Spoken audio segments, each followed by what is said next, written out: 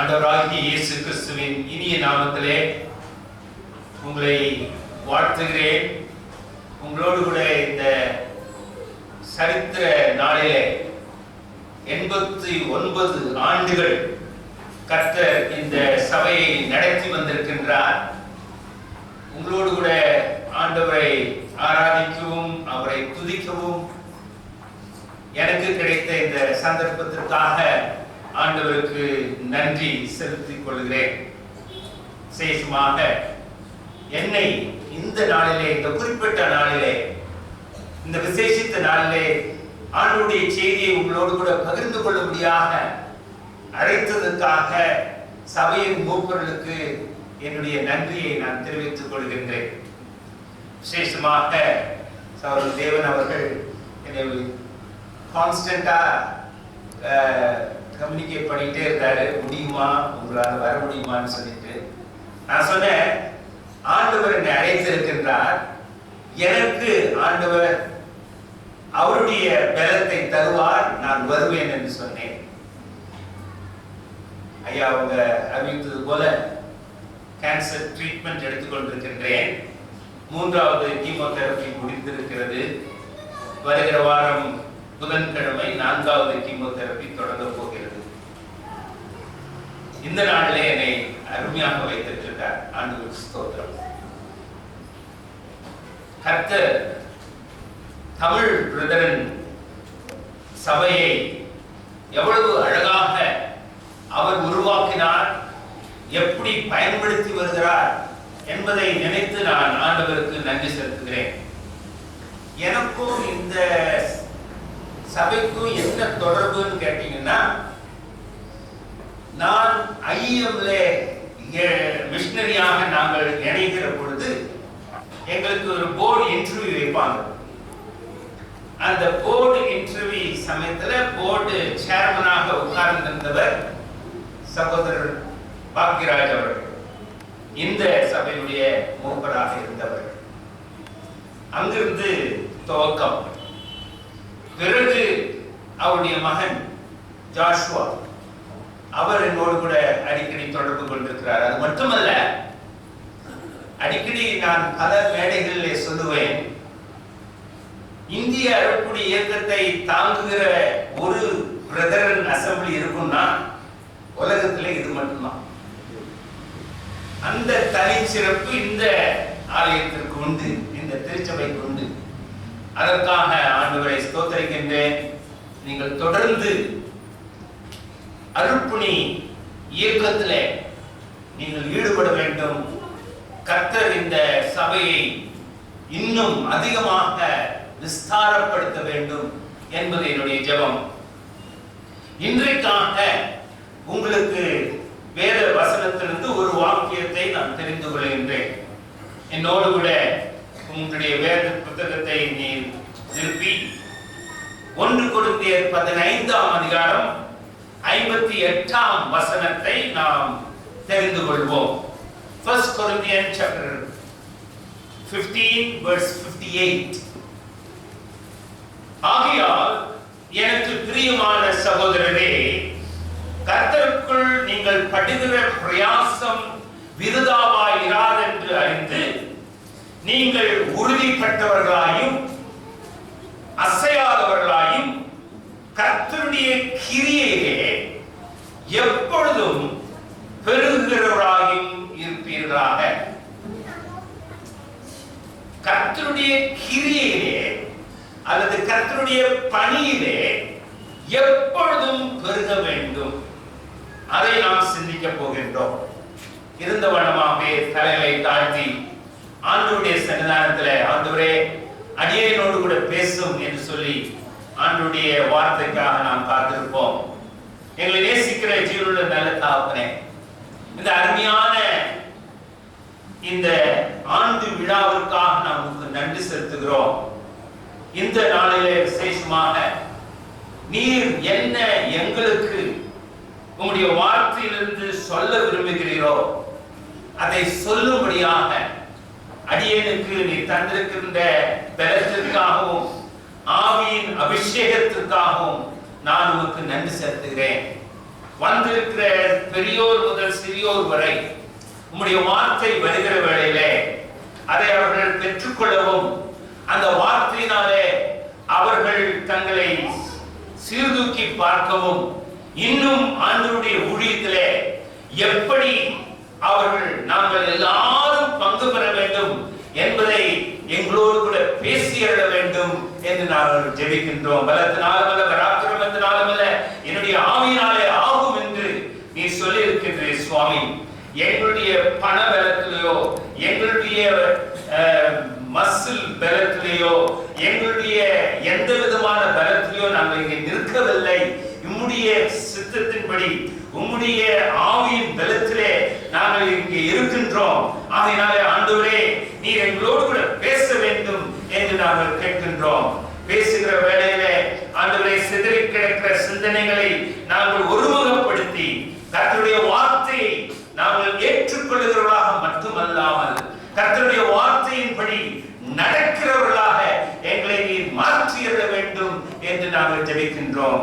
உமக்கே துதி கனம் மகிமை உண்டாவதாக. இயேசு இரட்சகரின் இனிய நாமத்திலே நான் கேட்டுக்கொள்கிறேன் ஜீவனுள்ள நல்ல பிதாவே, ஆமென். ஜான் என்கின்ற ஒருவர் அவருடைய நண்பர், ஒரு கிறிஸ்தவர் அல்லாத நண்பர் மோகனை அழைத்துக் கொண்டு அவருடைய திருச்சபைக்கு சென்றார். அதுதான் முதல் முறை மோகன் இப்படி திருச்சபைக்குள்ளே வந்து, அவர் கிறிஸ்தவர் அல்ல, அந்த ஆராதனையிலே பங்கு பெறுகின்றார். அதற்கு பிறகு ஜான் கேட்டாரு மோகன்கிட்ட, எப்படி இருந்தது, நீ வந்தது உனக்கு சந்தோஷமா இருந்ததா அப்படின்னு கேட்டார். அப்ப ஜான் மோகன் சொன்னாரு, எனக்கு இன்னும் வரணும்னு இருக்கு, ஒவ்வொரு முறையும் என்னை கூட்டிட்டு போ, நான் திருச்சபைக்கு வர விரும்புறேன் அப்படின்னா. உனக்கு ஏன் அவ்வளவு பிடிக்குது அப்படின்னு கேட்டபோது அவர் சொன்னாரு, நான் வந்து உங்க திருச்சபையில நான் கலந்து கொள்ளும் போது முதல்ல என்னுடைய வாழ்க்கையிலேயே முன்னுக்கு வாங்கன்னு சொல்றது உங்க திருச்சபையில தான். யாருமே என்ன முன்னுக்கு வாங்கன்னு சொன்னது கிடையாது அப்படின்னு. சரி, அது ஒரு காரணமா இருக்கலாம், வேற ஏதாவது காரணம் இருக்கா? அது மட்டும் இல்ல, நாங்க நம்ம உட்கார்ந்து இருக்கும் போது அது நடத்துறவர் திரும்ப திரும்ப நீங்க சந்தோஷமா இருக்கீங்களா, மகிழ்ச்சியா இருக்கீங்களான்னு கேட்கிறாங்க.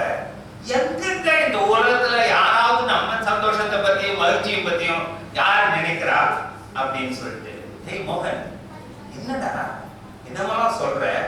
அது மட்டும் இல்ல, நான் வந்து நிறைய சினிமா ஹாலுக்கு போயிருக்கிறேன், கிரிக்கெட் ஸ்டேடியத்துக்கு போயிருக்கிறேன், அங்கெல்லாம் பெரிய பெரிய கூட்டங்கள்ல நான் இருக்கும்போது நம்ம வந்து விளையாட்டு வீரர்கள் அவங்க நன்றாக விளையாடும் போது நாங்கெல்லாம் எழுந்து கை தட்டுறோம். ஆனா இங்க திரும்ப திரும்ப கை தட்டுங்கன்னு சொல்றாங்க. அவங்க சொல்லி சொல்லி கை தட்ட வைக்கிறாங்க. அங்க யாருமே சொல்றது இல்ல, நாமவே எழுதுறோம், கை தட்டுறோம், அந்த விளையாட்டுகளை உற்சாகப்படுத்துறோம். அதனாலதான் திரும்ப திரும்ப உங்க சர்ச்சுக்கு வரணும். யோசிச்சு பாருங்க, யாராவது நம்ம ஆலயத்துக்கு வருவாங்கன்னா, திருச்சபைக்கு வருவாங்கன்னா அவங்க எப்படி உற்சாகப்படுத்தப்படுவாங்க? ஒருவேளை நான் ஒரு நம்மை சிந்திக்கும்படியாக சொன்னாலும், நம்முடைய திருச்சபை மற்றவர்களை ஈர்க்கிற திருச்சபையாக இருக்க வேண்டும். மற்றவர்கள் இங்கே வருகிற பொழுது உண்மையான மெய் தேவனை அறிந்து கொள்வது மட்டுமல்ல, அவர்கள் நம்மை வித்தியாசமாக அவர்கள் பார்க்க வேண்டியவர்களாக நாம் இருக்கின்றோம். இங்கே கொரிந்தியர்கள் நிருபம் 15ஆம் அதிகாரம் 58ஆம் வசனத்திலே பவுல் அப்போஸ்தலன் முக்கியமாக பல காரியங்களை அங்கே கொரிந்து சபையில் இருக்கிற பல பிரச்சனைகளை அங்கே சொல்லிவிட்டு முடிவாக அந்த தன்னுடைய நிருபத்தை முடிக்கிற வேளையிலே அவர் சொல்லுகின்றார், நாம் வளர்ந்து பெருக வேண்டும் என்று அங்கே சொல்லுகிறதை பார்க்கின்றோம். வளர வேண்டும். வேதத்தினுடைய ஒரு பெரிய சத்தியம் என்னவென்றால், நாம் வளர வேண்டும். ஏனென்றால் எல்லாவற்றிலும் நாம் வளர்ச்சி வளர்ச்சியை எதிர்பார்க்கிறோம் இல்லைங்களா? நம்முடைய வாழ்க்கையில வளர்ச்சி எதிர்பார்க்கிறோம் இல்லையா? நாம எதை செய்தாலும் வளர்ச்சி எதிர்பார்க்கிறோம். எந்த பிசினஸ் செய்தாலும் வளர்ச்சி எதிர்பார்க்கிறோம். எந்த ஆபீஸ்ல எந்த நிலையில் இருந்தாலும் அதற்கு மேல வளர்ச்சியை எதிர்பார்க்கின்றோம். வளர்ச்சியை எதிர்பார்க்கிறவர்கள், எதிர்பார்க்காமல் இருக்கிறவர்கள் யாருமே இல்லையே. அப்படி இருக்கிற வேளையிலே வேதம் என்ன சொல்கின்றது? 2 கொரிந்தியர் 8ஆம் அதிகாரம் 7ஆம் வசனத்தை நீங்கள் வாசித்தீர்கள் என்றால், அதிலே மற்ற எல்லா காரியங்களிலும் நீங்கள் பெருகுவது போல இந்த தர்ம காரியத்திலும் பெருக வேண்டும் என்று அங்கே பவுல் அப்போஸ்தலன் சொல்லுகிறதை நாம் பார்க்கின்றோம். அப்படியே நீங்க பவுல் அப்போஸ்தலன் எழுதி இருக்கிற பல நிருபங்களை பார்க்கிற வேளையிலே எபேசியருக்கு எழுதின நிருபம் 4ஆம் அதிகாரம் 15ஆம் வசனத்திலே அன்புடன் சத்தியத்தை கைக்கொண்டு தலையாகிய கிறிஸ்துவுக்குள் எல்லாவற்றிலேயும் நாம் வளர்கிறவர்களாக இருக்கும்படியாக அப்படி செய்தார். அப்பொழுது என்ன சொல்கின்றார்? எல்லாவற்றிலேயும் வளர்ச்சி வேண்டும் என்று அதை சொல்லுகிறதை பார்க்கின்றோம். இன்னும் நாம் பார்க்கிற வேளையிலே பிலிப்பியர் நிருபம் 4ஆம் அதிகாரம் 17ஆம் வசனத்திலே அங்கே அந்த பிலிப்பு பட்டணத்தில் இருக்கிற விசுவாசிகளை அவர்களை உற்சாகப்படுத்தும்படியாக அவர் சொல்லுகின்றார், உபகாரத்தை நான் நாடாமல் உங்கள் கணக்குக்கு பலன் பெருகும்படியாக அப்படியே நான் நாடுகிறேன். அப்படின்னா என்னங்க? இந்த பிலிப்பு விசுவாசிகள் அங்கே எருசலேம் பட்டணத்துக்கு இருக்கிற சபைக்கு இவர்கள் தன்னுடைய வெகுமதிகளை அனுப்பின பொழுது அவருடைய கணக்கிலே, அதாவது பிலிப்பு பட்டணத்தில் இருக்கிற விசுவாசிகளுடைய கணக்கிலே கணக்கு பெருகும்படியாக இருக்க வேண்டும் என்று அங்கே சொல்கின்றார். அது மட்டுமல்ல, கொலோசியர் 2ஆம் அதிகாரம் 7ஆம் வசனம், இதெல்லாம் நேரம் இல்லாதனால நான் சீக்கிரமா சொல்லிட்டு போறேன், எழுதி வைத்துக் கொள்ளுங்கள். கொலோசியர் 2ஆம் அதிகாரம் 7ஆம் வசனத்துல நீங்கள் போதிக்கப்பட்டபடியே விசுவாசத்தில் உறுதிப்பட்டு ஸ்தோத்திரத்தோட அதுல என்ன செய்ய வேண்டும்? பெருக வேண்டும். இன்றைக்கு என்ன செய்து கொண்டிருக்கிறோம்? நம்ம ஆண்டவருக்கு நன்றி செலுத்துகிறோம். 89 ஆண்டுகள் கர்த்தர் நம்மை நடத்தினார் என்று சொல்லி ஸ்தோத்திரத்திலே நாம் பெருக வேண்டும். நம்முடைய இதயம் நன்றியால் நிறைந்திருக்க வேண்டும் எப்பொழுதும். இப்படி சொல்வது மட்டுமல்ல, இன்னொரு காரியத்தையும் வேதம் நமக்கு அழைத்து சொல்கின்றது. எபிரேய ஆக்கியோன் 6ஆம் அதிகாரம் 1ஆம் வசனம், Hebrew chapter 6 verse 1, அங்க தமிழ்ல 2ஆம் வசனத்துல என்ன சொல்லுது? நாம் பூரணராகும்படி நாம் முன்னேற வேண்டும் என்று அங்கே சொல்லுகிறது. அப்ப நம்ம இருக்கிற பிரகாரமாகவே இருக்க வேண்டும் என்று நம்முடைய வேதம் நமக்கு சொல்லவில்லை. The word of God is encouraging us to be more perfect, and the Lord Jesus is expecting us to move on in perfection. நாம் பூரணத்திலே நாம் பெருக வேண்டும். நேற்றுக்கு இருந்தது போல நான் இன்றைக்கு இருக்கக்கூடாது. நான் என்னுடைய வளர்ச்சி, என்னுடைய ஆத்மீக வளர்ச்சி, என்னுடைய பூரணனாக அந்த நிலையிலே நான் வளருகிறேனா என்று நாம் யோசித்து பார்க்க வேண்டும். அருமையான தேவஜனமே, இன்றைக்கு ஆண்டவருடைய சன்னிதானத்திலே வந்திருக்கிற நாம் நன்றி பெருக்கெடுத்து நாம் வந்திருக்கிறோம். ஆண்டவருக்கு நன்றி செலுத்துகிறோம். அந்த சமயத்திலே ஆண்டவருடைய வசனம் நம்மை சொல்லுகின்றது, எப்பொழுதும் கர்த்தருடைய கிரியையிலே பெருக வேண்டும். இந்த டிரான்ஸ்லேஷன் கிரியை என்று போடப்பட்டிருக்கிறது. கர்த்தருடைய கிரியை என்றால் கர்த்தருடைய ஊழியத்திலே, in the work of the Lord we need to abound always என்று சொல்லி நாம் வாசிக்கின்றோம். நம்முடைய கேள்வி என்னவென்றால், வளர்ந்திருக்கிறோமா? 89 ஆண்டுகள் சரிதான், ஆனா அதற்கேற்ற வளர்ச்சி இருக்கின்றதா? குறைத்து சொல்கிறேன் என்று நினைக்காதீர்கள். நாம் எல்லாரும் இந்த திருச்சபையின் வளர்ச்சிக்காக என்ன செய்திருக்கின்றோம்? எப்படி வளர்கின்றோம்? விதான் சௌதா பில்டிங்க பார்க்கீங்களா? போயிருக்கீங்களா? எல்லாரும் போயிருக்கீங்களா? அந்த முகப்புல ஒரு வசனம் எழுதி பார்க்கீங்களா? என்ன வசனம் தெரியுமா? Government work is God work. Government work is God's work. அது யாருக்கு தெரிஞ்சதோ யாரு வைத்தாங்களோ நான் இது வரைக்கும் ஆராய்ச்சி பண்ணி பார்க்கல. Government work is God's work. சில சமயங்கள்ல ஆண்டவருடைய ஊழியத்தை கவர்மெண்ட் ஒர்க் மாதிரி தான் பண்றோம். பரிதாபமா இருக்கு. யாரோ பண்ணட்டும், எப்படியோ பண்ணட்டும், இதுல எனக்கு என்ன இருக்கு என்று நினைக்கிறவர்கள் நம்முடைய திருச்சபையில் இருக்கின்றார்கள். ஆனால் கர்த்தருடைய ஊழியத்தை நாம் எப்படி செய்ய வேண்டும் என்று அங்கே குறிப்பாக அங்கே சொல்லப்பட்டிருக்கின்ற 4 காரியங்களை உங்களுக்கு சொல்ல விரும்புகின்றேன். முதலாவது, அறிந்து பெருக வேண்டும். வேண்டிக் கொள்ளுங்கள், அறிந்து பெருக வேண்டும்.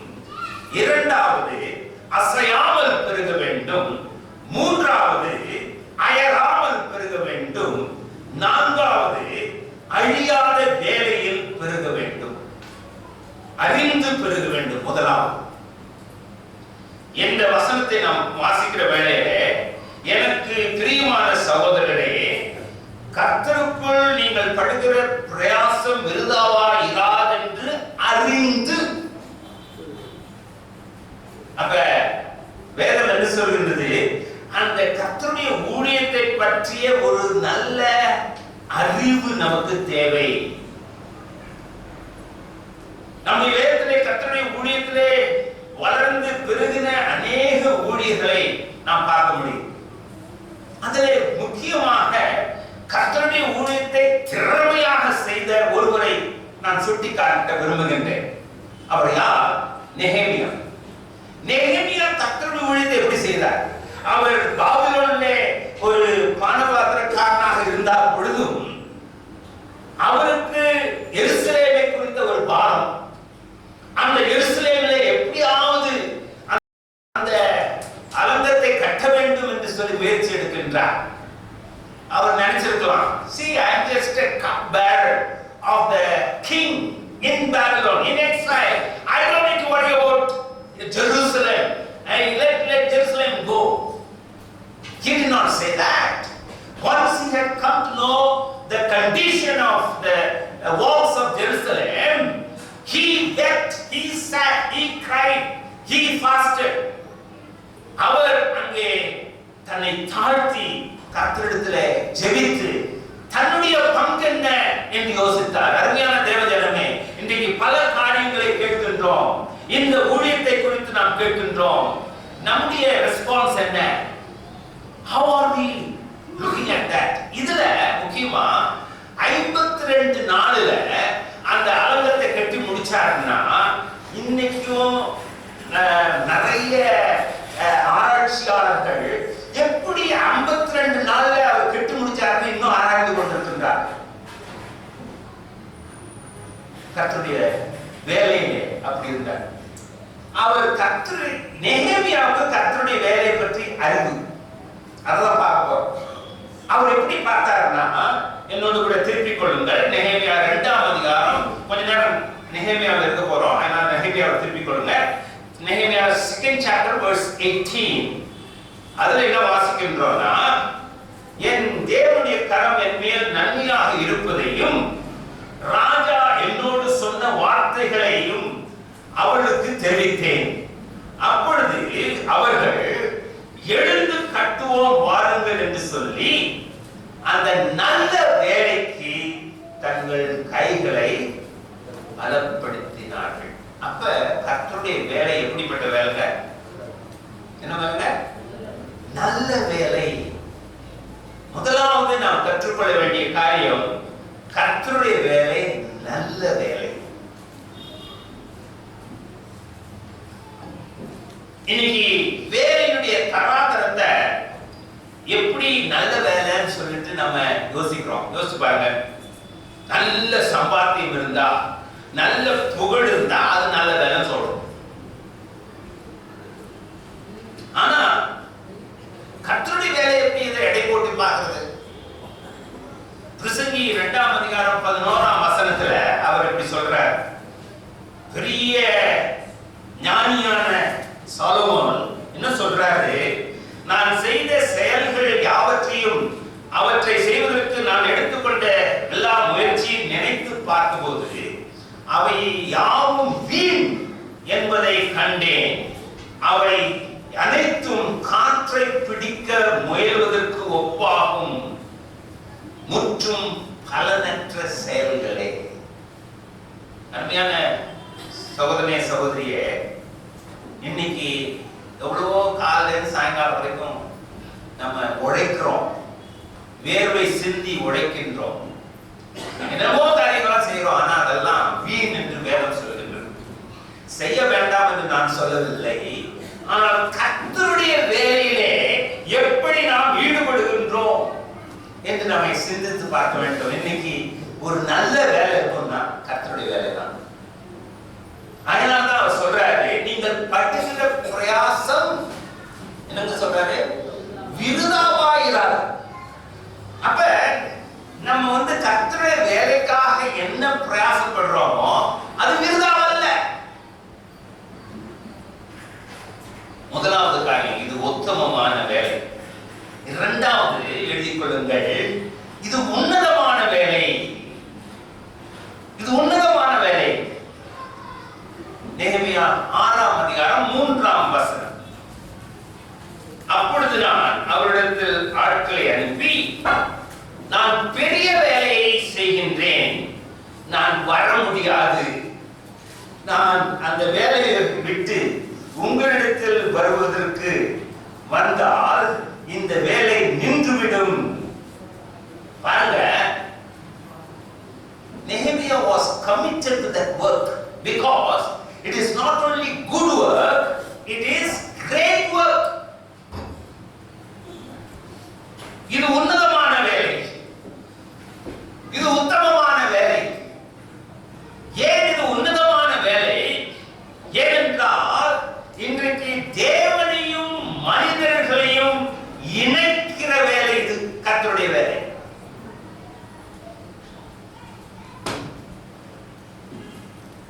அது மட்டுமல்ல, நித்தியத்திற்கும் சேர்க்கிற ஒரு வேலை இது. இந்த கர்த்தருடைய வேலை மாதிரி திருப்தி அளிக்கிற வேலை வேற எதுவுமே இல்லை. எவ்வளவு வேலை செய்து பாருங்க, அன்னதான் செய்யுங்க, ஆனா கர்த்தருடைய வேலை செய்தீங்கன்னா உங்களுக்கு ஒரு திருப்தி இருக்கும். ஆண்டவரே, இந்த வேலையை என்னுடைய கருத்தில் ஒப்பு கொடுத்திருக்கிறேன் என்று சொல்லி எவ்வளவு உதாரணம் சொல்லுவேன். இது உன்னதமான வேலை. மூன்றாவதாக, அதுக்கு மூன்றாவது போறதுக்கு முன்னால ஒரு வசனத்தை வாசிக்க விரும்புகிறேன். யோவான் 6ஆம் அதிகாரம் 27ஆம் வசனம். John chapter 6 verse 27. அழிந்து போகிற போஜனத்திற்காக அல்ல, நித்திய ஜீவன் வரைக்கும் நிலை நிற்கிற போஜனத்திற்காகவே என்ன செய்ய வேண்டுமா? கிரியை நடப்பியுங்கள். ஆண்டவர் எப்படி சொல்றாரு பாருங்க. எதுங்க? நித்திய ஜீவன் வரைக்கும் நிலை நிற்க போகிற போஜனம். கர்த்தருடைய வேலை அப்படிப்பட்ட வேலை. அதுதான் இது உன்னதமான வேலை. மூன்றாவதாக, இது உலகளாவிய வேலை. நெகேமியா 4ஆம் அதிகாரம் 19ஆம் வசனம். Turn with me to Nehemiah 4th chapter verse 19. என்ன செய்யறாங்கன்னா, இந்த நெகேமியாவை ரொம்ப தொந்தரவு பண்றாங்க. அந்த வேலையை செய்ய விடாதபடிக்கு, வாங்க உட்கார்ந்து பேசலாம், நீ கட்டுற மதில் அது விழுந்து போடும், ஒரு நதி ஏறி போனா கூட அது விழுந்துரும் அப்படின்லாம் சொல்லி டிஸ்கரேஜ் பண்றாங்க. அந்த சமயத்துல நெகேமியா சொல்ற ஒரு காரியத்தை பாருங்க. நெகேமியா 4ஆம் அதிகாரம் 19ஆம் வசனம். நான் பிரபுக்களையும் அதிகாரிகளையும் மற்ற ஜனங்களையும் நோக்கி, வேலை பெரிதும் விஸ்தாரமாய் இருக்கிறது, நாம் அலங்கத்தின் மேல் சிதறப்பட்டு ஒருவருக்கொருவர் தூரமாய் இருக்கின்றோம். இப்ப இங்க என்ன சொல்றாரு? வேலையை பத்தி, கர்த்தருடைய வேலையை பத்தி என்ன சொல்றாருங்க? It is vast and extensive. வேலை பெரிதும் விஸ்தாரமான வேலை. இது செஞ்சு முடிக்க முடியாது. It's not that easy to complete the work. அவ்வளவு பெரிய வேலை, விஸ்தாரமான வேலை, தீராத வேலை. இந்த வேலையில ஈடுபடுகிறவர்கள் அவங்களுக்கு திசையிலும் எல்லா பக்கத்திலும் வாய்ப்பு இருக்கிறது. கர்த்தருக்கு ஸ்தோத்திரம். இந்த வேலையில நம்ம ஈடுபட்டோம்னா வேலை இல்லாத திண்டாட்டம் இங்க கிடையாது.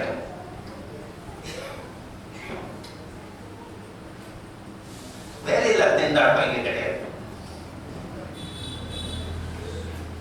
வேலை வாய்ப்பு இல்லை அப்படின்னு இங்க கிடையாது.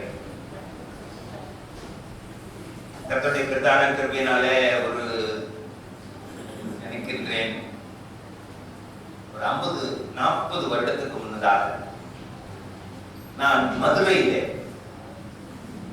ஒரு கூட்டத்தை நடத்தி கொண்டிருந்தேன். அப்பொழுது முக்கியமாக வாலிபர்களுக்கு தான் கூட்டத்தை செய்வேன், ஐஎம் சார்பில். அப்ப இப்படி சொன்னேன்,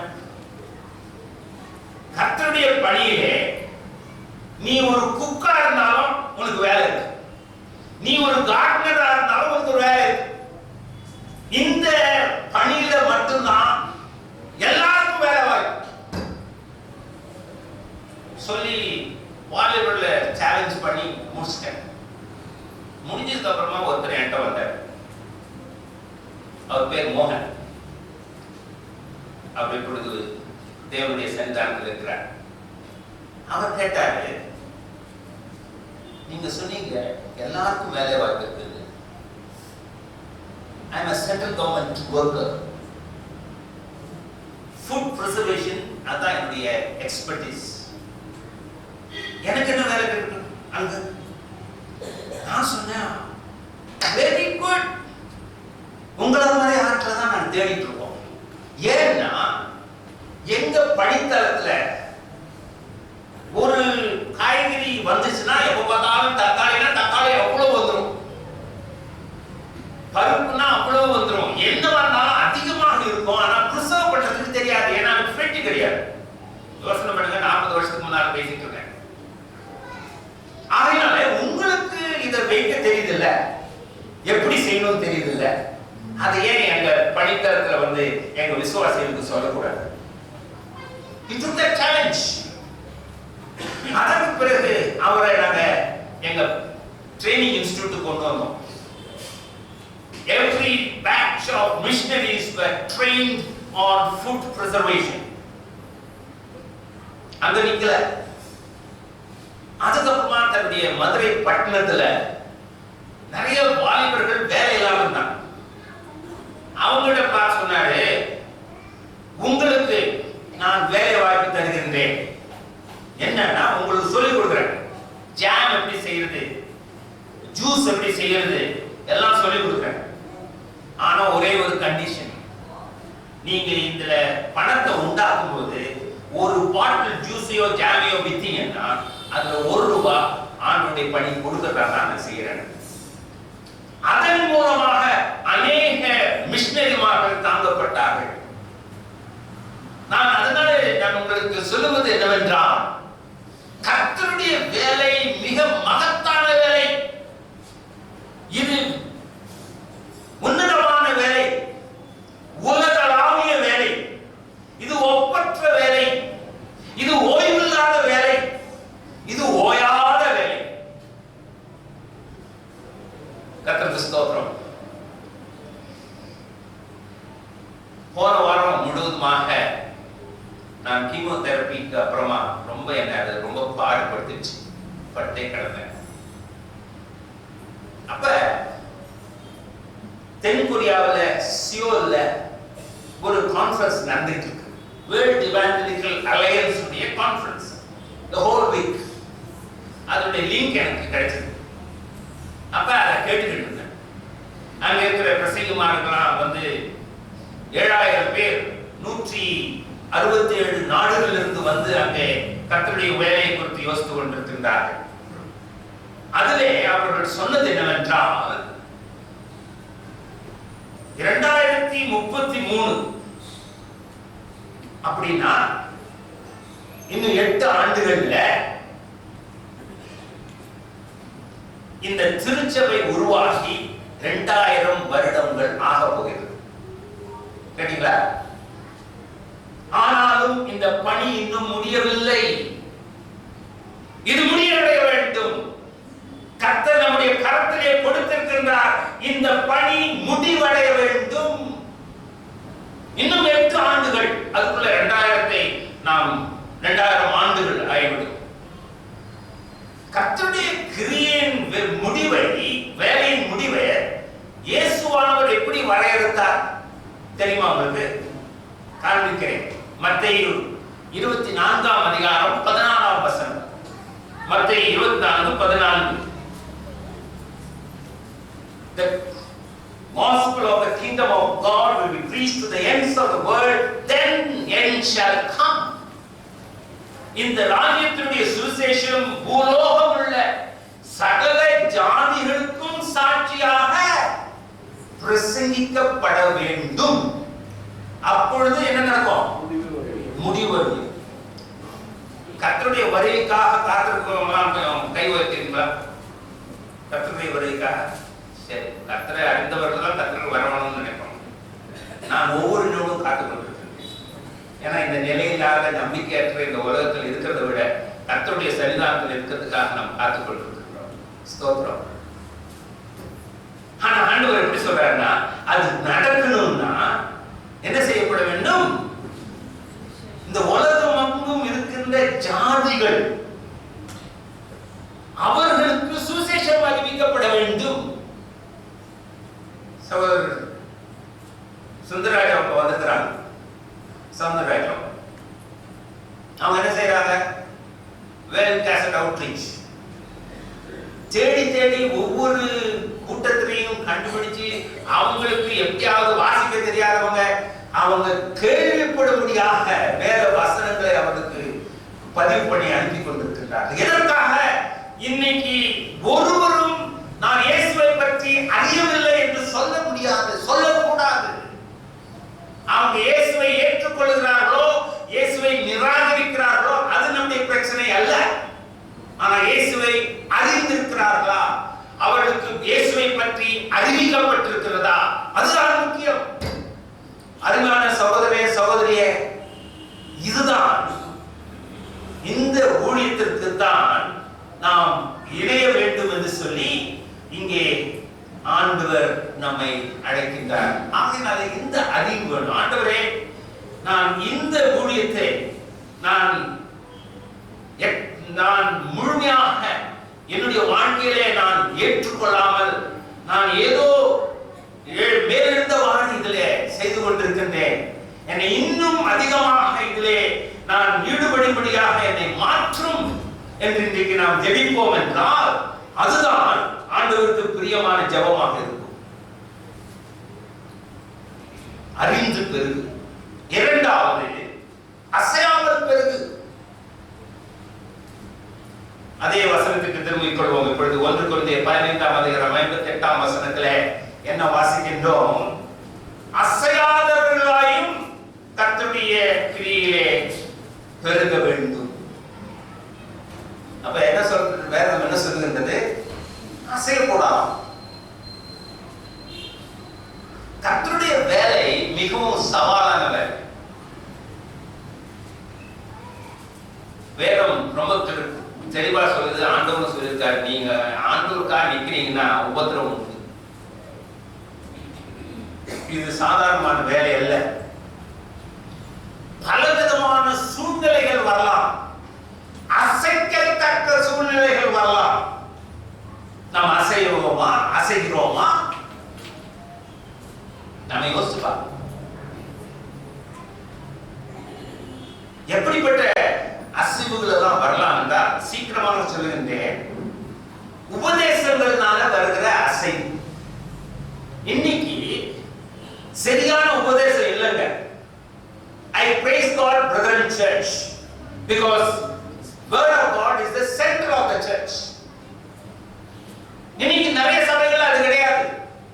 ஏதோ ஒரு அமக்கலம், ஒரு துள்ளி விளையாடு, வேதத்துக்கு நிறைய நேரம் வர்ஷிப்பு வர்ஷிப்பு வர்ஷிப்புன்னு சொல்லிட்டு வேதத்துக்கு இடம் இல்லை.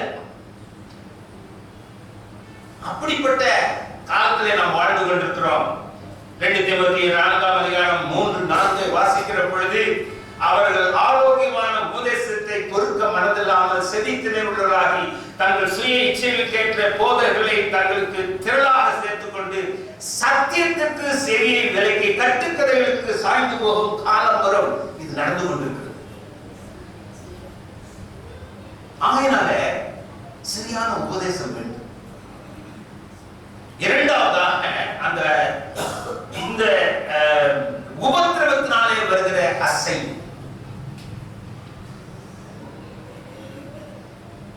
பவுல் அப்போஸ்தலன் காலத்திலேயே நம்முடைய முன்னோர்கள் அப்போஸ்தலர்கள் அவர்கள் ஊழியம் செய்யும் காலத்திலேயே அசைவுகள் இருந்தது. அசைக்கத்தக்க உபத்திரவங்கள், பாடுகள் அங்கே இருந்தது. In 2 Corinthians chapter 4 verse 8 and 9, 2 கொரிந்தியர் 4:8-9 வசனத்துல என்ன வாசிக்கிறோம்? எப்பக்கத்திலும் நிற்கப்பட்டும் ஒடுக்கி போகிறதில்லை, கலக்கம் அடைந்தும் மனமுறிவடைவதில்லை, துன்பப்பட்டும் கைவிடப்படுகிறதில்லை, கீழே தள்ளப்பட்டும் மடிந்து போகிறதில்லை. இதுதான் இன்னைக்கு நடந்து கொண்டிருக்கிறது. நம்ம தேசத்துல இது நடக்குதுங்க. எப்பக்கத்திலும் நெருக்கப்படுகின்றோம், ஒடுக்கப்படுகிற அனுபவங்கள். கிறிஸ்தவனா அவனை ஒடுக்கு, ஏன்னா அவன் திரும்ப அடிக்க மாட்டான் பாருங்க. தள்ளப்படுகிற அனுபவங்கள், துன்பப்படுகிற அனுபவங்கள். அருமையான தேவ ஜனமே, இன்னைக்கு சத்தீஸ்கர்ல என்ன நடக்குது, இன்னைக்கு உத்தரப்பிரதேசத்துல என்ன நடக்குது, உத்தரகாண்ட்ல என்ன நடக்குது, ஜார்க்கண்ட்ல என்ன நடக்குது, மத்திய பிரதேசத்துல என்ன நடக்குது, இந்த மாநிலங்கள் எல்லாம் 1% கிறிஸ்தவங்க இல்லையே. தெரியுமா உங்களுக்கு? 100க்கு ஒருத்தம் கிடையாது. ஆனா ஆண்டவர் செயல்பட்டுக் கொண்டிருக்கிறார், தம்முடைய திருச்சபை கட்டி கொண்டிருக்கின்றார். ஆமென். It is happening. முக்கியமா உத்தரப்பிரதேசத்துல அந்த யோகி புல்டோஸ் பண்ணிட்டு இருக்கிறார். எங்க ஒரு சின்ன ஆராதனை குழு நடக்குதோ அதை புல்டோஸ் பண்றார். கேட்கறதுக்கு யாருமே இல்லை. நேற்றைக்கு எனக்கு கிடைத்த இன்ஃபர்மேஷன் என்னன்னா, as of today 36 believers were imprisoned in Uttar Pradesh in the month of October. அக்டோபர்ல மட்டும் எத்தனை பேர்? 36 பேர். And yet another 85 precious souls are remaining behind the bars for the past 7-8 months. You know, when I read this, my heart is breaking. இன்னைக்கு எதுக்கு அவங்க சிறைக்குள் இருக்கிறார்கள்? அவங்க ஏதாவது தப்பு செய்தார்களா? இயேசுவின் நிமித்தம், சுவிசேஷத்தின் நிமித்தம் அவர்கள் சிறைச்சாலையில் இருக்கின்றார்கள். தினமும் நடந்து கொண்டிருக்கின்றது. இன்னைக்கு ஞாயிற்றுக்கிழமையில என்னென்ன நடக்கணும், இன்னைக்கு ஈவினிங் எனக்கு நியூஸ் வந்துடும். ஏடிஎஃப் என்ற ஒரு நிறுவனம் இந்த சிறையிலே இருக்கிறவர்களுக்காக அவர்கள் இந்த அட்வொகேட்ஸ் எல்லாரையும் சேர்த்து அவங்களை பேரில் எடுக்கும்படியாக காரியங்கள் செய்து கொண்டிருக்கின்றார்கள். எப்பக்கத்திலும் நெருக்கப்படுகின்றோம். ஆனால் அசைவோமா, அசையப்படுகிறோமா? யோசிச்சு பாருங்க. We are not called to be moved by all this, shaken by all this, because we are working knowing the end. நமக்கு முடிவு என்னன்னு நமக்கு தெரியுங்க. இன்னைக்கு கிரிக்கெட் விளையாட போறாங்கல்ல, விமென்ஸ் கிரிக்கெட், முடிவு தெரியுமா? தெரியாது. What Jemima did is great, but we do not know what's going to happen today. But நம்ம வாழ்க்கையில கர்த்தர் நம்மை அழைத்த அழைப்புக்கு நமக்கு முடிவு தெரியும்.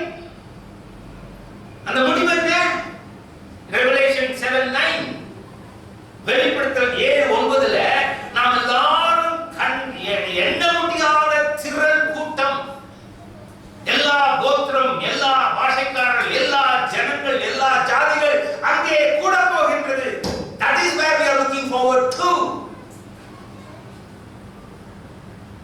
So we will not be shaken by all that is happening. கர்த்தருடைய ஊழியத்தை செய்யும்போது வருகிற அசைவுகள்ல இன்னொரு அசைவு என்னென்றால் உலக ஆசைகள்னாலே வருகிற அசைவு.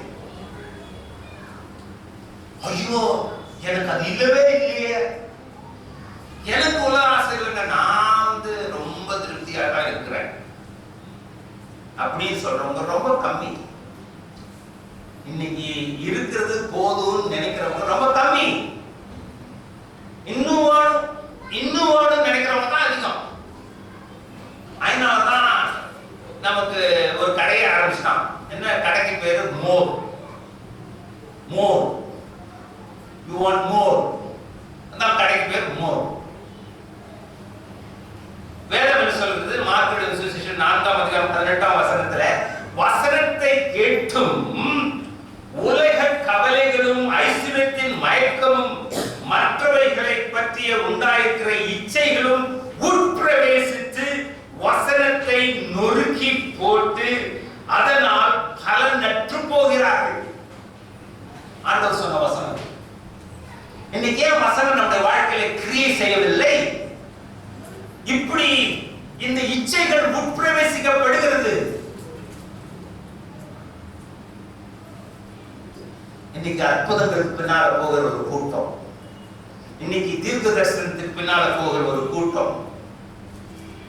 எதுக்கு அங்க போனா அந்த பிரசங்கியாரு ஆசீர்வாதத்தை பொட்டலமா கட்டி வச்சிருக்கிறாரு, அவர் கொடுப்பாரு.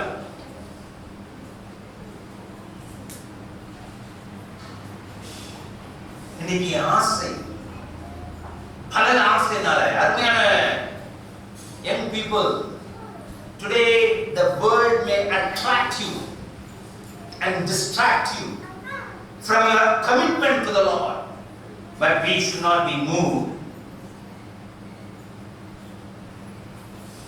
இன்னொரு அசைவை சொல்லிவிட்டு நான் அடுத்து செல்கின்றேன். என்னன்னா, உயிரை இழக்கிற சூழ்நிலை வந்தாலும் நாம் அசைக்கப்படுவதில்லை. ஆமென். அப்போஸ்தலர் ஆகிய பவுல் என்ன சொல்றாருன்னா, Acts of Apostles chapter 20 verse 4, ஆகிலும் அவைகளில் ஒன்றை குறித்தும் நான் கவலைப்படேன், என் பிராணனையும் நான் அருமையாக எண்ணேன், என் ஓட்டத்தை சந்தோஷத்தோடு முடிக்கவும் தேவனுடைய கிருபையின் சுவிசேஷத்தை பிரசங்கிக்க பண்ணவும் நான் கர்த்தராகிய இயேசு கிறிஸ்துவினிடத்தில் பெற்ற ஊழியத்தை நிறைவேற்ற வேண்டும் என்றே விரும்புகின்றேன். Look at that one single focus of this great man of God. என் பிராணனை நான் அருமையாக எண்ண.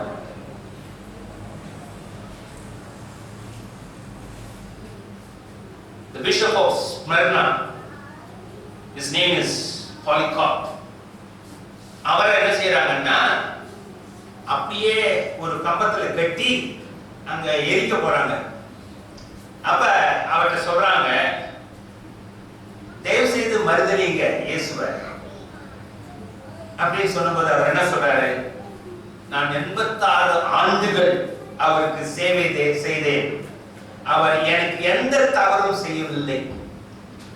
அப்படியானால் என் ராஜாவையும் என் ரட்சகரையும் நான் எப்படி நிந்திக்க முடியும்? அசைக்கப்பட முடியலங்க.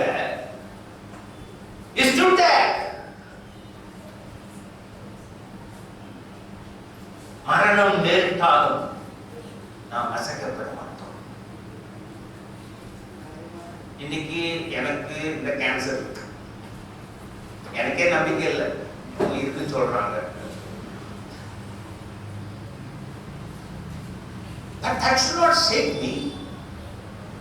I am a child of God, I am a servant of God, I am in God's plan. I will move on. I will not leave one opportunity that God gives me. அதுல வேற fourth stage எல்லாம் சொல்றாங்க. என் ஆண்டவருக்கு முடியாத காரியம் வந்து ஆமென். மூன்றாவதாக அயராமல் பெருகு.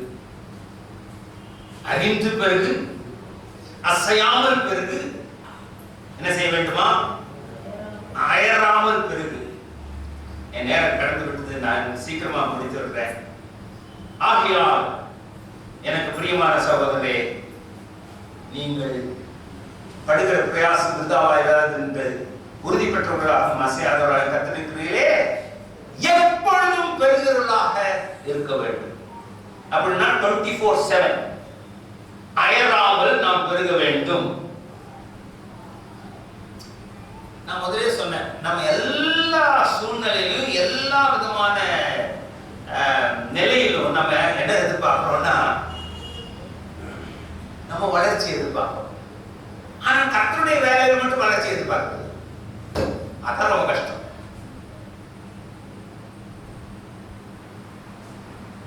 எப்படி உங்களை இன்னும் உற்சாகப்படுத்தணும்னு எனக்கு தெரியல. ஒரு செடியை நட்டுறோம், அது காய்கறிகளை தரும்னு சொல்லிட்டு அந்த எதிர்பார்ப்புல அதை பராமரிக்கின்றோம். அதுல ஒரு எதிர்பார்ப்பு இருக்கின்றது. அந்த சிம்பிள் காரியத்திலே அந்த எதிர்பார்ப்பு இருக்குன்னா, கர்த்தருடைய ஊழியத்தை செய்யும் போது அயராமல் செய்ய வேண்டும். ஏனென்றால் அனுகூலமான கதவு நமக்கு திறக்கப்பட்டிருக்கின்றது. 1 கொரிந்தியர் 16:9 என்ன வாசிக்கின்றோம்?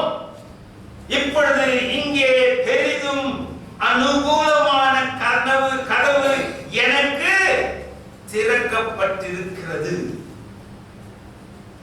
விரோதம் செய்கின்றவர்கள் அநேகம் பேர் இருக்கின்றார். ஒரு பக்கம் இந்த தேசம், இந்த தேசத்துக்காக நன்றி செலுத்த வேண்டும். இந்த தேசத்தினுடைய கான்ஸ்டிடியூஷனுக்காக நன்றி செலுத்த வேண்டும். ஏன்னா இந்த தேசத்தினுடைய கான்ஸ்டிடியூஷன் என்ன சொல்லுது? I can practice, profess, propagate my faith. We are not doing anything against this country. அனுகூலமான கடவுள் இன்னும் அந்த கான்ஸ்டிடியூஷனை மாற்றத்துக்காக என்னெல்லாம் செய்யறாங்க, நடக்காது. அது நடந்தாலும் நம்முடைய வேலை நிற்காது. அனுகூலமான கதவு திறக்கப்பட்டிருக்கிறது. பிலதெல்பியா சபைக்கு அவர் என்ன சொல்றாருன்னா, ஆண்டவர் அவர் எழுதின கடிதத்துல வெளிப்படுத்தின விசேஷம் 3ஆம் அதிகாரம் 8ஆம் வசனம் என்ன சொல்றாரு? அவரு, இதோ திறந்த வாசலை உனக்கு முன்பாக வைத்திருக்கின்றேன், அதை ஒருவனும் பூட்ட மாட்டான். This is God's word. எந்த சபைக்கு இதை சொல்றாரு? ஹலோ, எந்த சபைக்கு சொல்றாரு?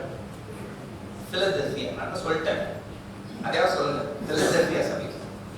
சரி, இந்த சபை எப்படிப்பட்ட சபை? இந்த சபையினுடைய நிலை எப்படி இருக்கு? அதே வசனத்தில் இருக்கு.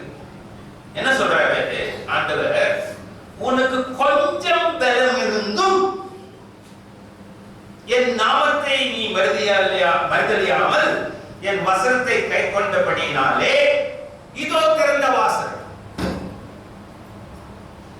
Tamil Brethren Church, the Lord knows that you have little strength. You are not like the other big church. ஆனா ஆண்டவர் என்ன சொல்றாரு? உனக்கு கொஞ்சம் தான் பலம் இருக்கு. You are not used.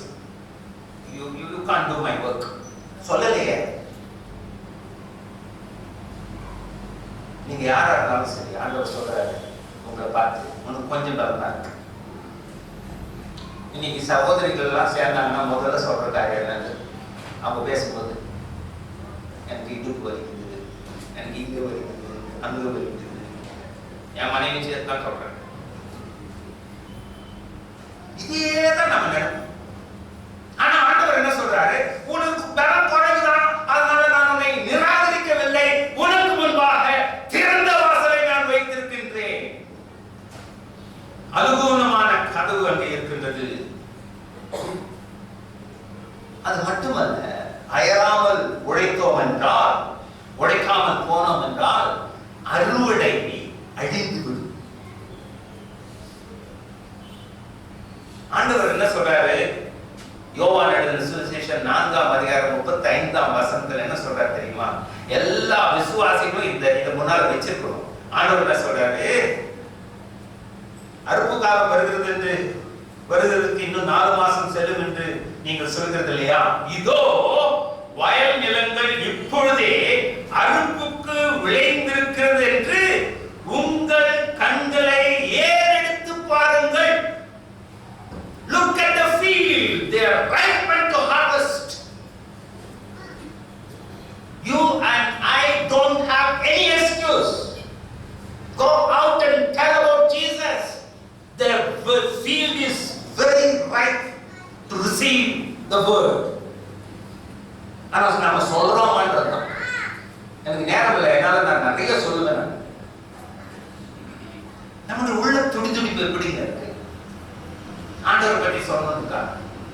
பல வருடத்துக்கு முன்னதாக நான் நாக்பூர்ல இருந்து ஜபல்பூருக்கு ஒரு ட்ரெயினில் ஏறி போயிட்டு இருக்கேன்.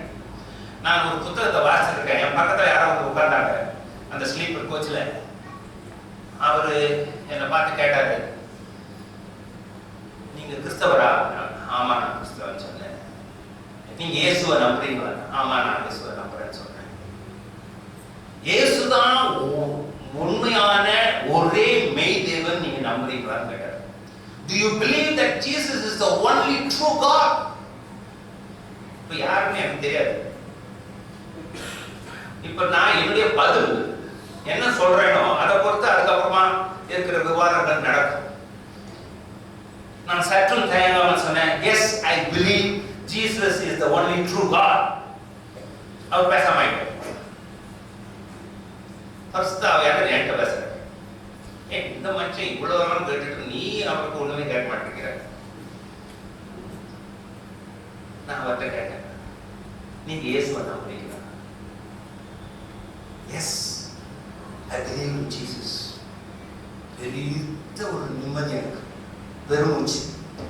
ஆனா ஒரு விஷயம், இயேசுவை நம்பாதவங்க இந்த 140 கோடி மக்கள்ல ரொம்ப கொஞ்சம் தான். தெரியுமா உங்களுக்கு?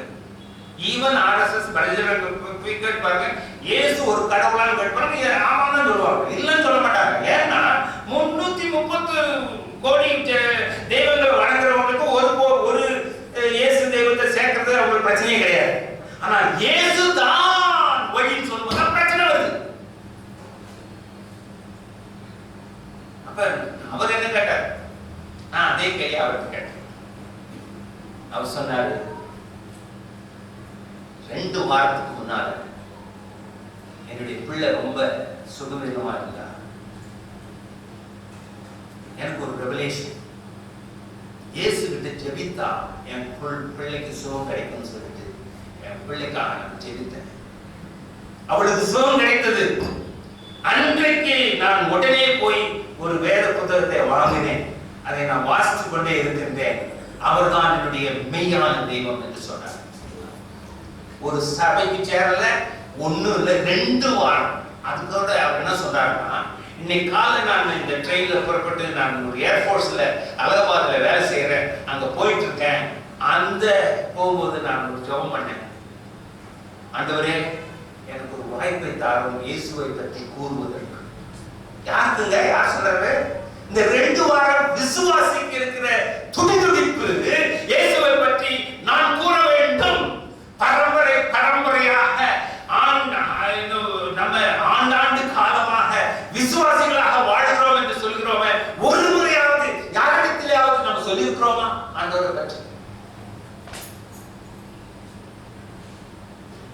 அயராமல் உழைக்கலாம், அழைக்கப்படுகின்றோம். நான் சொல்றேனே, இந்த இடமே பத்தாது. If all of us start working for the Lord without any wasting of opportunities, God will bring many people here. I am telling you as a prophecy that God's glory, that true Tamil Brethren Church, it will happen. This is the message that God put in my heart, and I wanted to tell that, and I didn't want any cancer, any of my weakness should be a hindrance, so I have come. My time is gone, so I am finishing it now here. கர்த்தருடைய வேதம் சொல்லுகின்றது, கர்த்தருடைய ஊழியத்தை அசதியாய் செய்கிறவன் சபிக்கப்பட்டவன். அந்த அந்த சாபம் நமக்கு வேண்டாங்க. உங்களுக்கு ஹெரிட்டேஜ் இருக்குது, உங்களுக்கு லெகசி இருக்குது. உங்களுடைய முன்னோர்கள் எவ்வளவு இந்த பெங்களூர் பட்டணம் கர்த்தரை பற்றி அறிய வேண்டும் என்று உழைத்தார்கள். It is your opportunity. Are we going to say yes to him? நம்ம படுகிற பிரயாசம் ஏதாவது கர்த்தர் என்ன சொல்றாருன்னா, ஒரு கலசம் தண்ணி குடிக்க கொடுத்தாலும் என் நாமத்து நிமித்தம் அவன் பலனை அடையாமல் போகான். சின்ன பணிகள் செய்யலாம் அவருக்காக. இந்த சபையில பல காரியங்கள் இருக்கிறது. வெளியில போறது மட்டும் இல்லை, இங்க இருக்கிற காரியங்களுக்கும் எல்லாரும் உழைத்தோம் என்றால் இந்த சபை மாறிவிடும். இந்த சபை பெருகிற சபையாக, வளர்ச்சியை அடைகிற சபையாக இது மாறிவிடும். Whether I get one more opportunity to come to speak here or not, I want to say this from the word of God, that we are encouraged to abound in the work of the Lord. ஒரு காரியத்தை நீங்க மறக்க கூடாது. எபிரேயர் 12ஆம் அதிகாரம் 28ஆம் வசனம். நம்ம யார் என்பதை அங்கு எழுதப்பட்டிருக்கிறது. நம்ம யார் தெரியுமாங்க? எபிரேயர் 12:28. ஆனால் அசைவில்லாத ராஜ்யத்தை பெறுகிறவர்களாகிய நாம் பயத்தோடும் பக்தியோடும் தேவனுக்கு பிரியமான ஆராதனை செய்யும்படி கிருபையை பற்றிக் கொள்ள கருவோம். We are the people of kingdom. We are kingdom people. ராஜ்யத்தின் மக்கள் நம்ம, உலகத்தின் மக்கள் அல்ல. தேவ ராஜ்யத்தின் மக்களாக நாம் இருக்கிற வேளையில பயத்தோடும் பக்தியோடும் அவருடைய பணியை செய்ய நாம் அழைக்கப்படுகிறோம். இன்னைக்கு அறியப்படாத ஜனங்கள் இருக்கிறார்கள், அறிவிக்கப்படாத ஜனங்கள் இருக்கின்றார்கள், அர்ப்பணிக்கப்படாத ஜனங்கள் இருக்கின்றார்கள். அவர்களுக்கெல்லாம் யார் ஆண்டவரை பற்றி சொல்வார்கள்? அவர்களெல்லாம் இங்க வரணும். அவங்க நம்மோடு கூட சேர்த்து ஆண்டவரை ஆராதிக்க வேண்டும். ஆகையினால் நாம் ஒரு அர்ப்பணத்தை செய்வோமா இந்த காலை வேளையில? இந்த 89வது ஆண்டு விழாவில் if we make a commitment to the Lord, Lord, I am available, I want to do your work, God will use every one of you. Shall we do that? செய்வோமா? தலைகளை தாழ்த்துவோம், ஜெபிப்போம்.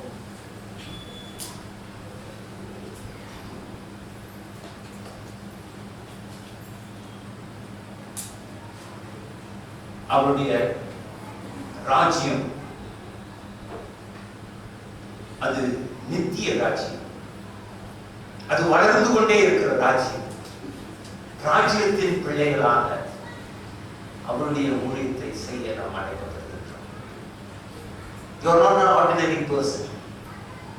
God wants to use you. If He can use an ordinary person like me, if He can use a person that I met in the train, God can use every one of us. Don't discount yourself, my dear brother and sister. உன்னை நான் எதுக்குமே பிரயோஜனம் இல்லைன்னு நீயே உன்னை தள்ளிக்கொள்ளாத. கர்த்தர் உன்னை பயன்படுத்த விரும்புகிறார். Will you make a commitment on this historic day of the church? Heavenly Father, we thank you. We praise you, Lord, for speaking to each one of us. எங்களோடு கூட நீ பேசுறதுக்காக நாங்கள் நன்றி செலுத்துகிறோம். ஆண்டவரே, நாங்கள் எந்த விதத்திலும் சோர்ந்து போகாமல் நாங்கள் உமக்காக உம்முடைய ஊழியத்தை எல்லா விதங்களிலும் அயராமல் அறிந்து இந்த அழிவில்லாத ஊழியத்தை செய்வதற்காக எங்களையே நாங்கள் அர்ப்பணிக்கின்றோம். அர்ப்பணிக்கிற ஒவ்வொரு உள்ளத்தையும் நீ அறிகிறீர் சுவாமி. அவர்களை பலப்படுத்தும். உனக்கு கொஞ்சம் பலம் இருந்தும் நான் திறந்த வாசலை வைக்கிறேன் என்று சொன்ன ஆண்டவர் எங்களை பலப்படுத்தி நீர் அனுப்புவதற்காக ஸ்தோத்திரம். உமக்கு துதி கன மகிமை உண்டாதாக. இயேசு ரட்சகரின் இனி நாமத்தில் கேட்கிறோம் நல்ல